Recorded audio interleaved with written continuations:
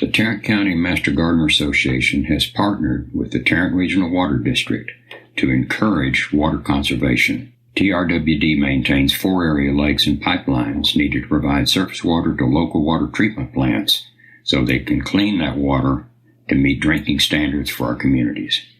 They also work with many cities in Tarrant County, such as Fort Worth, Arlington, Mansfield, and many others, to provide water conservation programs to the community. Conservation is an important water supply strategy to help meet the needs of our growing population. There are currently 2.3 million people living in Tarrant County, and this is expected to double over the next 50 years. At SaveTarrantWater.com, you can sign up for free weekly watering advice custom to your location. If you're a resident of Tarrant County, you can sign up for a free sprinkler's checkup where a licensed irrigator comes to your home, provides a comprehensive evaluation of your system with recommendations to reduce water waste. There's also an event calendar where you can find information about future classes and workshops. So be sure and check out SaveTarrantWater.com to sign up for their free services. This is all about wasps and bees in your backyard. And the reason it's a mix of wasps and bees is there's confusion between the two. They're in the same order of insects. And a lot of times, if they're flying and they look like they might be a wasp, we think they're going to sting us, and we don't even realize they might be something that doesn't sting at all.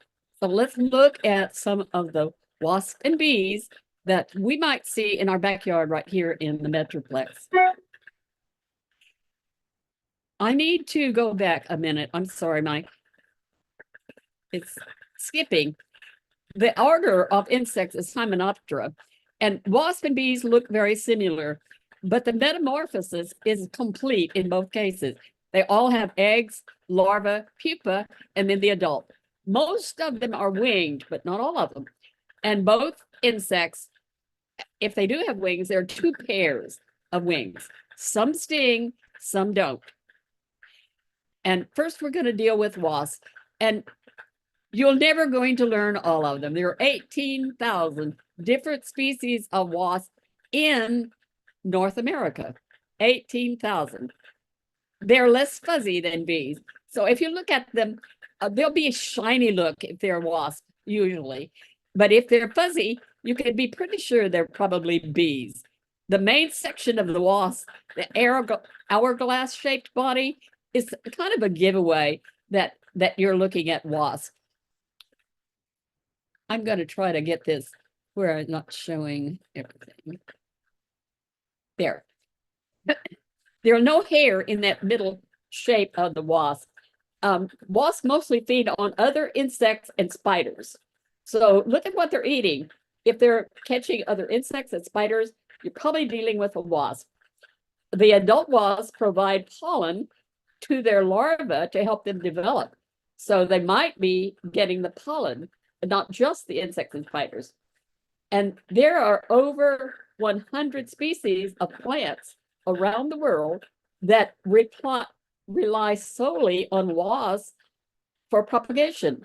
You know, we think about most of them are going to be eating insects and spiders, but some of them are actually helping those plants. 100 different species that depend on those wasps.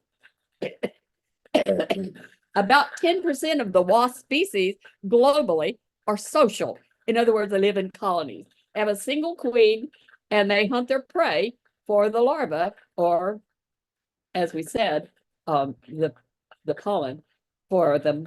They are more aggressive than solitary. The ones that are in groups, the social ones, are more likely to sting you. They sting if threatened, because if you're interfering with their location, with the hive location, then they're going to protect it. But there are other wasps that don't protect their hive really hardly at all. The ones that are social are the paper wasps, which we're all familiar with, yellow jackets, and the bald-faced hornets. Those are the 3 main groups that we're going to find that are social wasps, and we might find them right here in the Metroplex. First of all is our paper wasp. That one we're really pretty common, and you'll see their little paper nest all over. Now, you know they sting. I've been stung by them. I think most people have. But my earliest recollection of paper wasps was a dare. I had an older brother his favorite thing was to dare me to do something. And I was such an idiot little kid that at 4 years old, whatever my brother said do, I would do it. And there was a big road sign close to our house. And it was back then, the big road signs weren't way up in the air. They were down on the pretty close to the ground, maybe a couple of feet above the ground. Anyway, there were wasp nests on the back side of that sign. And my brother said, I dare you to go and get one of those paper wasps and bring it over here. And like an idiot, I did. I went over and I grabbed the little base of it and I took it off the sign and I brought it to him, and then he ran like crazy. It never stung me. Why in the world it didn't sting this little 4-year-old, I'll never know. But you can't convince me that they're all bad, because those wasps didn't bother me at all. But my brother finally got the point across that don't do what I tell you to do, please. But I was guilty. And here's another one of the paper wasps. Now, the paper wasps, more of them are west than east. There are 6 different ones in Texas. And as you saw, there are 2 different colors that we saw there. So we have at least 2 of those I know in the area. And the red one and that other one that you just saw, those are the 2 I see here. The one that's like that with the stripes and the one that's pretty solid reddish color with black wings. Those are the paper wasps that we have here a lot. Here's their nest, and you can see these are the ones with the stripes on it. And they will protect that hive. They will protect that clump. If you get close, expect to be stung. But if they're out foraging, they probably are not going to bother you. Now, the next one is to look at is the eastern yellow jacket. And it's kind of interesting. I want you to look really closely at this eastern yellow jacket. This is the one that would be more east of 35. And this one is the more west of 35. There are 2 different ones. They look so nearly the same. But if you look at their little stripes pattern, it's slightly different. But there is a difference in the habitat. The eastern one is more inclined to have nests in structures, like in sheds or barns or something. The ones that are western are more tendency to be in the ground. And that's what we ran into here in Arlington. My son was mowing the yard and they had gone into some holes in the ground and established their nesting site there. But there is that little bit of difference in the eastern and western, but they both could have similar habitats, buildings, but most of them, as I said, east tends to be in structures, whereas the west is mostly ground level. And here is one of them. It was in a structure. It was in a shed, and it was in between a couple of walls in the shed. Very definitely not our friend. They will sting and they will chase you. Now, another one that is also considered a yellow jacket, but he's really a bald-faced hornet. They call him a yellow jacket, but if you notice, he's black and white. There's no yellow on him at all. But he's the one. We were in Lake Tawakoni, East Texas, and there in the woods was one of these beautiful aerial hornet nests. They're a gorgeous nest, but don't get close. They are not your friend. They will chase you also. And I've seen kids think they were doing something smart and they would hit it with a stick, and they usually were very sorry later that they had done that. So this is your hornet, and that definitely is a local critter. Now, those are community ones. Those are social wasps. Now, but 90% of wasp species globally are solitary. They don't live in colonies. Some of them do build nests, and others are parasitoid wasps, and they lay their eggs directly on something else. There are a group of solitary wasps that we can put together as mud daubers, cicada killers, sand wasps, digger wasps, parasitoid wasps, and potter's wasps. Let's look at some of those a little bit. And the first one you know very well, the mud dauber. And here he is, a very skinny little guy, and he will not sting you usually unless you put your hand on him. He is really not aggressive. I've been stung by one, but only got stung because I thought he was dead and I picked him up and he wasn't. But the mud dabber is the one that has those little clay mud houses, and they may be in strips like this. They may be a chunk like this. This is one been taken off a wall, and you can see there are two cocoons where the little eggs have already hatched and made into a little. They've gone to that next stage, and then at the end, you'll see too that are the spiders that the mud dabber put in the hole and then laid an egg on. They put the spider in, they lay an egg, and then it develops to the cocoon stage, and then it will come out. They will make a hole through the end of their little house, and if you see the holes there, you'll know it's too late. The mud dabbers are already out, and they're looking for another place to have another nest. They're pretty harmless. They can sting, but they're not major problem usually at all. There's another one. This is the largest of the Texas wasps, and it's kind of interesting. I made a mistake earlier today, and I said there were more of these. There are only about 4 different kinds of cicada killers in Texas. They are the biggest of the wasps. They are not aggressive really at all. They will sting, and they have a fairly painful sting, but you have to bother them a bit to get it. Now, they are a ground nesting one. The first one I had at my house here in Arlington was when a little strip next to my garage, I saw them flying around about 4 feet above the lawn, and they seemed to be really busy, but I didn't know what they were after. And I watched him, and I saw him go into a little hole in the ground in that flower bed. And I watched him over time, and then I finally looked him up and found a little bit about him.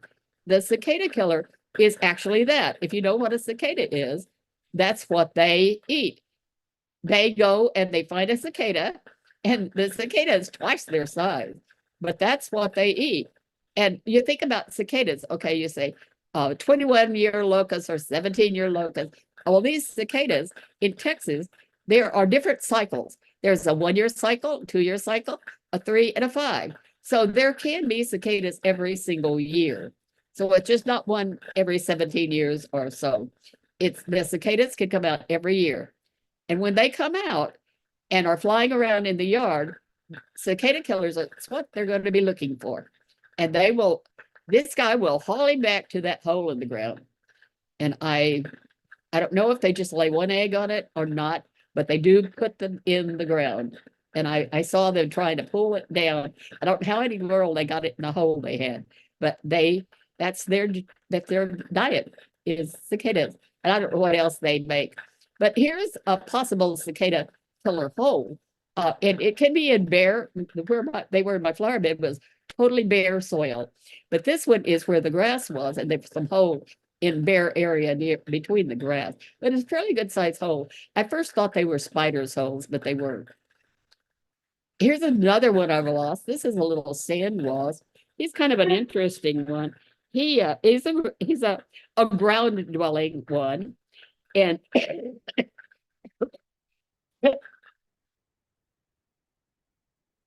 he is solitary, but his diet is flies, deer flies, mosquitoes, and the adults of the sand wasp actually will look for nectar. So an interesting one, if you want to get rid of your mosquitoes, is encourage these little ground ones. They are solitary. They're not going to be, hundreds in a nest. It's just going to be an adult female, and then the ones that they have laid as their helpers. Here's another one of the little digger wasps. The digger wasps, they eat differently. They eat grasshoppers and caterpillars. So there's a couple of the digger wasps, this one and this one, the black digger wasp. So those, they eat differently than the little sand wasp. These are none of them very big ones. And then we have another kind of wasp. We have the ones that, if you look at an oak tree, and often they have these big galls, they're almost the size of a ping pong ball or a golf ball. They're huge, some of them. And there's one oak tree that I see every year, and it'll have these huge ones on it. Well, those are gall wasps that live out their life using the inside of those galls. And then you have a fuzzy one, which is another kind of gall. And then the parasitoid wasp over here. I bet you recognize this tomato hornworm. Well, this tomato hornworm is not going very far, because what's happened is the parasitoid wasp, and they're tiny little wasps, they lay the eggs, they make a little hole, they lay the eggs inside the hornworm, and then you can see the little cocoons have already developed, and they're at the cocoon stage. And when they leave those little white tunnels, they will be adult parasitoid wasps. So good or bad, depending on whether you want the hornworm or you want the tomato. Now, here's another one. Would never call this a wasp, but it is. There, it's kind of interesting. A&M says that there are like 84 different Texas animals that could be called velvet wasp. Okay, this little velvet ant is quite large. I saw them in East Texas in the barnyard, and they're also called cow killers. The female has no wings, never flies, but the female is the one that stings a powerful punch. The male flies around, looks for the female, does not sting, but is pretty active and busy and makes you think they're going to. So there's our wasp group. Those are all wasps. Those are all wasps that we might see here, although I'm not sure which velvet ants I would see in the area.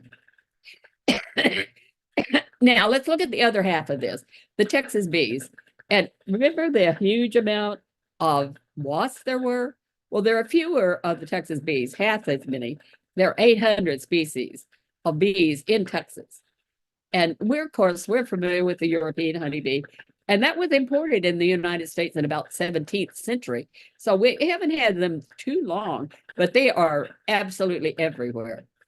But of those 800 species, 700 of them are native to Texas, and they provide essential pollinator services to native plants, fruit, vegetables, nut crops.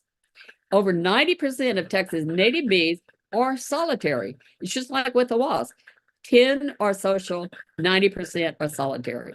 These nests are established and provisioned by a single female bee. Not in all cases, but not many of them are just one female bee, female in a nest.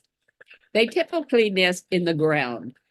If we think about all of the little holes that we see in the ground under trees and bare soil, a lot of those little holes are the entry to a Texas bee.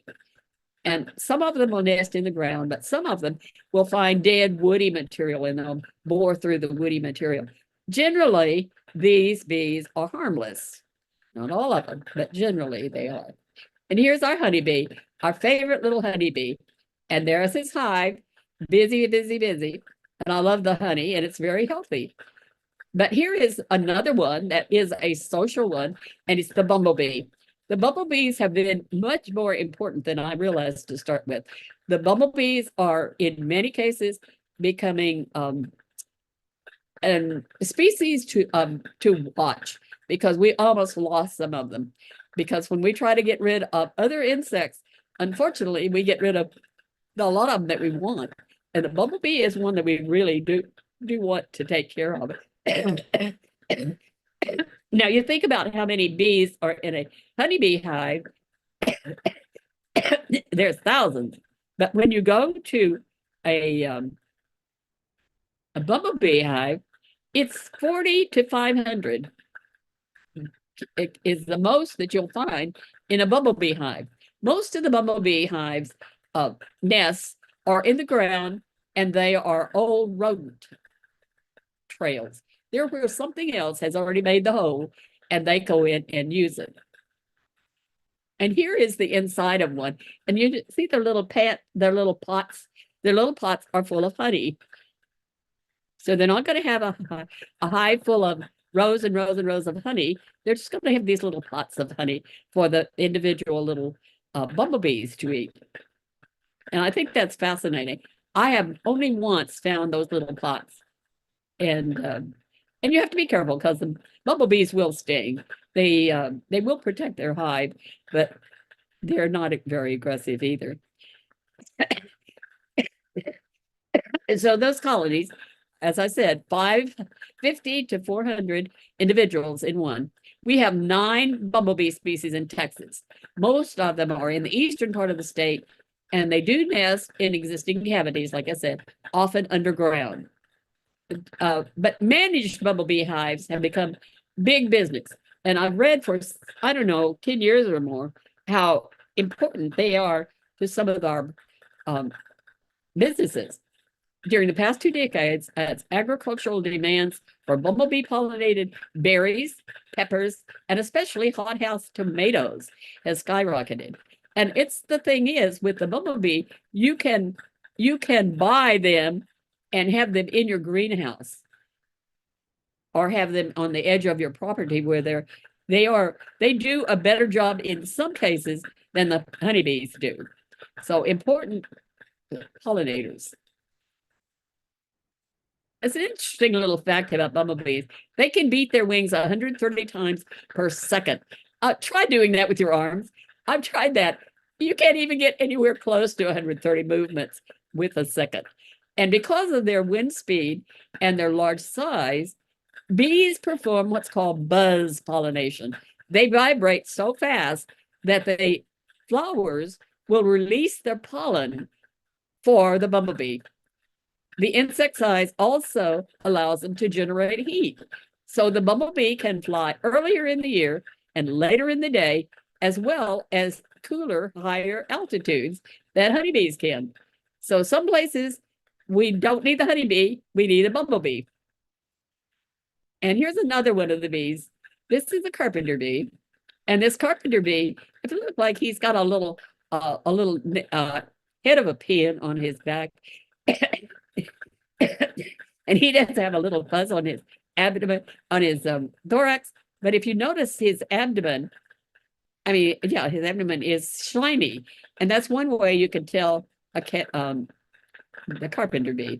Now, carpenter bees are kind of funny. Here's another one of the carpenter bee. And this one doesn't show a fuzzy thorax. But these are ones that they can be destructive. I had them come in my house. I have big wooden portions of the roof that stuck out. And I noticed some activity around one, but by the time I got around to getting a ladder and looking at it, there was some rot in that piece of wood. And these carpenter bees had gone in and they had made holes in it. And it was, well, they had messed up the whole thing and I had to cut the end off. They're seldom destructive like termites, but they can cause cosmetic and structural damage. So the carpenter bees did in my house. The female carpenter bee, they excavates new tunnels in wood to lay their eggs, or they enlarge and reuse old ones. And that's what this one was doing. It was enlarging and reusing the old tunnels. An adult carpenter bee hibernates during the winter, usually in those abandoned nest tunnels, and they're able to buzz pollinate as well as some of the others. So they can buzz pollinate. They move their little wings really fast. A nest will typically, this is the one that you could have more than one female, because these carpenter bees, you could have up to 4 and 12 males. They're excellent pollinators of eggplants, tomatoes, and other vegetables and flowers.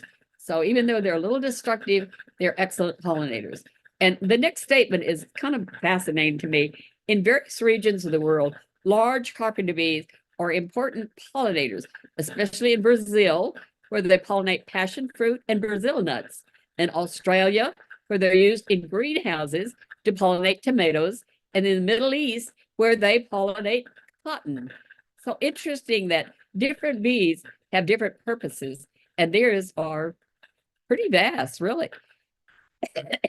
And here's another one of the bees. This is the mason bee. Again, you don't see as much fuzz, but there's a little around the thorax, and at the very end of his abdomen, you can see some fuzz. They are major pollinators of orchards and some commercial crops. Now, there are 140 species of mason bees in North America. They use mud to construct their nest, and they use a pre-existing cavity, like a mouse hole or whatever, and then they line it with mud, and that's where their nests start. The female is considered non-aggressive. The male may seem to be aggressive, but they're just flying around. They can't sting you. Now, the solitary mason bee, they choose a nest location in hollow stems, cracks in between stones, cavities in the wood. In the spring, when the mason bees emerge from their nest, the females will mate, and then they will search for a new nesting site soon after. She will collect pollen and nectar to create a mixture that is used as food for the developing brood. So she's going to have to work hard collecting pollen and nectar, forgive me. And here it is, the next one. These are funny little guys. They're the leaf cutting bees. And you notice the little round piece of leaf he has. And if you see this on a tree, it's just cosmetic. They're not going to kill that plant, but it is definitely a leaf cutter bee when you see that. And there are quite a few different leaf cutter bees in Texas. Leaf cutter bees are super pollinators. They're tiny, friendly little bees and rarely sting. They rarely sting, and they're not as painful. There are about 242 species of leafcutter bees that are native to North America. How many in Texas, I'm not real sure. Holes in the leaves does little harm to the plant, and these bees are important pollinators, which actually benefit the plants in the long run. One type of leafcutter bee that is not native, this is an interesting one. We bring in things from all over the world, and we have one that's not a native. He was intentionally brought to parts of North America to pollinate alfalfa plants. So we have a leafcutter that doesn't belong here, but he's doing a service for the alfalfa plants. And here's another one. These are the little sweat bees. These are the smallest ones, and they're often metallic looking color, half an inch at the most. They're really small, and they come in different colors. A lot of them are green, but they come in some other colors as well. It's actually a common name for a family of the Hemiptera. They are the most plentiful after honeybees, and they're found throughout the globe.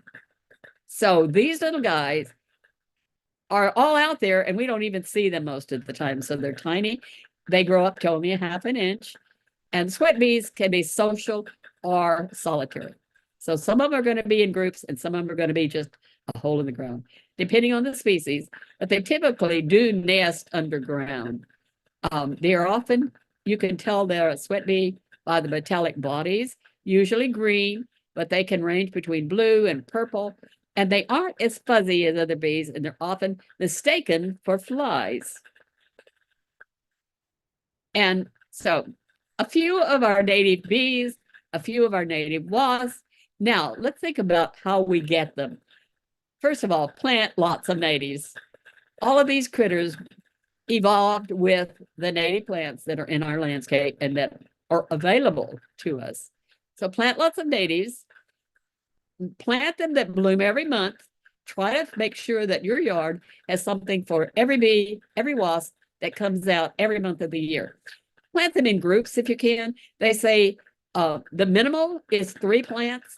So every time you plant some new plant, put 3 to 5 of them out so they have enough to really harvest whatever they need from that and can get the pollination part taken care of. So blossoms every month, groups of plants for each one, and a lot of different colors and shapes and sizes. So that's what we need with our wasp and bees both. Now, let's look at some of those possible nest sites. If you notice the one on the left, it's just a single hole, and that might be one of the cicada killers, but it might be one of the others. And then if you notice, the other looks almost like a hornet or yellow jacket, and it's multiple holes in the ground. Be very careful of that because they might get after you.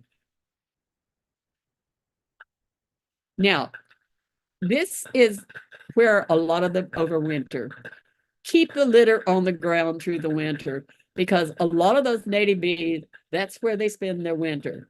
They may spend it as an immature in the cocoon stage, the resting site, but they lay the dead leaves do protect them.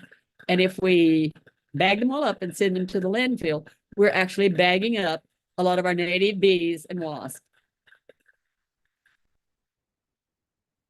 The other thing we need is undisturbed soil. If all of our soil is packed, been stomped over, then those little entryways are not available. But imagine bumblebees down in here. They needed a place to get down into the little trails that were left from a mouse or something. And a bare soil, undisturbed soil, is a good place for them. And you can always do this. I have one here. I don't know if you can see it. Can you see my little bee hotel? I'm showing a little bee hotel. You can make these. Yeah, we see it. This one I got years ago, and it was actually $10. And I don't even remember where I got it. At Ace Hardware. Well, we make them at Master Gardeners that we have workshops on making these little ones. But the bee house, it's more for education. It's for the kids to see that some of them, the carpenter bees, the mason bees, the leafcutter bees, all of those are known to have utilized those little bee houses. So you never know what you're making a home for if you hang one of those out in your area. So try it. A little bee house. They're kind of fun to have, and they help you become acquainted with what really is all out there in your yard. What can we do to help them reduce the use of toxic pesticides? That's for me in my yard, that's the most important thing I can do, is not spraying for everything that's out there. Reduce my use of toxics, because I don't want to have my little leafcutter bees die because I wanted to kill something that was on my other plants. These are my garden friends. I want them. I might get stung, but if I leave them alone, they're probably not going to bother me. Give them a little space if they act like they're aggressive, but let them have a part of your yard. Again, summing it up, wasps provide us with free, eco-friendly, natural pest control services. In a world without wasps, we would need to use more toxic pesticides to control the insects that eat our crops and carry diseases. Wasps also, remember there were 100 different plants that needed wasps for pollination. But bees are a keystone species. If our bees die off, it will end most life, because it's like 80-something% that are pollinated by the bees. In nature, various animals depend on bees for their survival because their food sources, nuts, berries, seeds, and fruit, rely on insect pollination. I would hate to think that in order to get a fruit, I had to go out with a feather or something and hand pollinate my plants. There is an area a few years ago, a notice came out, and it happened in China. China had pear trees that they had to go and hand pollinate because they had successfully killed all the insects in that area. I don't want that to happen to anything in my yard. I want to make sure that I give them a chance to, keep my circle of life going. And we're going to lose a plant or two that insects are going to eat up. But if we give them a lot of choices and make sure there's something always out there, our bees and our wasps can keep us in food and keep us happy. I really love having the insects in my yard, and it's fun to watch them. Those little sweat bees, you can almost hold it in your hand when you get close to a flower and often the flower is the same color as the little bees. They're fun to watch. That is my email address. I'd welcome hearing from any of you. And I may not know the answer to any of them, but I can help you find the answer. I hope you enjoyed a little picture of some of our bees and wasps that you might find in your backyard.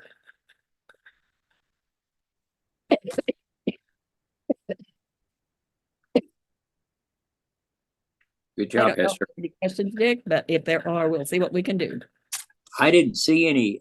I don't see any in the Q&A. Okay. Um, and you could also, if you want to ask in person, you just raise your hand and we will unmute you. Okay. Or they can just send it to that email and we'll send them an answer. I did one question did show up when you talk about leaf litter undisturbed or watch the moisture content of the leaf litter. Uh-huh. It's going to vary. I just let whatever falls from the sky be the moisture. Because if you leave the leaf litter alone, it's going to be more moist than otherwise. And in our area, it's not going to be that sopping wet usually. But even in East Texas, it didn't matter. It could be really wet there and it didn't seem to matter. I think what they're concerned about is if they leave that litter on the yard, then it gets wet. And I think they're probably worried about a fungus or something like that, being stirred up. I don't know. If it's really thick, you're going to destroy a few of the bees and wasps, but I do use a mulching lawnmower if it's really thick. That way it's fine enough pieces, it sifts down in the grass, and it usually never causes fungus that way. But it's never been a problem in my yard. I don't know how often it is, but if it's too thick, it will kill the grass. So you might want to rake it up to an area where you don't mind it being thicker. Yeah, that's a good idea. Debbie says, I am in the Rio Grande Valley. We have no water. How dangerous is this to our wasps and bees? And what will it do to the citrus industry? I have heard people say who were in a really dry area that their leaf litter, they would sprinkle it with a little water once in a while just to give them a better chance. But usually the wasps and bees are in that area are ones that are comfortable with the low water requirements. So I don't know for sure. I do know that some people do spray them a little bit. It's like doing compost, that if the compost gets too dried out, it doesn't turn into compost very fast. And so they tell you to wet the surface down. And I might do that if I were really concerned with that being a problem, but probably not. What I've seen the wasp and bees in the Rio Grande Valley, at least, they had little holes in the ground all over, and they were just as busy as could be. But of course, there weren't as many piles of leaf litter because there's not as many forested areas. So you won't see as much. Not a good answer, but it's something to do further research on. What if my neighbors use a mosquito service and we're spraying for mosquitoes? Oh my goodness. The only thing I did that happened with my neighbors, and they got really upset because there were some ants, and they had the control people come out every single month and spray their entire backyard. And I had a long talk with them, my neighbor. We got along well, but I said, please do me a huge favor. Don't let them spray within 2 feet of my fence, and don't let them spray if there's wind. And she agreed to do that. So from then on, she never let them spray close to my fence, and she made sure it was not a windy day. Now, not every neighbor is going to be that nice, but I think if they understand the reasoning behind it, we can convert a lot of people to better practices. But not always. What colors of flowers would be best to attract wasps and bees? Every color in the rainbow. There are bees attracted to every single color. And there's not one that's better than the others. Although there are some that have so much nectar that they loaded with bees. Are there any natural fire ant killers we can encourage? Any natural what? Any natural fire ant killers? Oh, well, I will tell you what I used, and it worked. And it has continued to work. And it's not a bad choice. You get molasses, the spreadable molasses. You put it over your whole yard. It's good fertilizer. And it doesn't kill the ants, but guess what? They'll go away. I think they go to your neighbor's yard, but they don't like the molasses. Huh. I understand it doesn't kill them, but I do know it got rid of my fire ants. I don't have any fire ants. Wow. Is that dried molasses? Pardon? Dried molasses? Is that what you mean?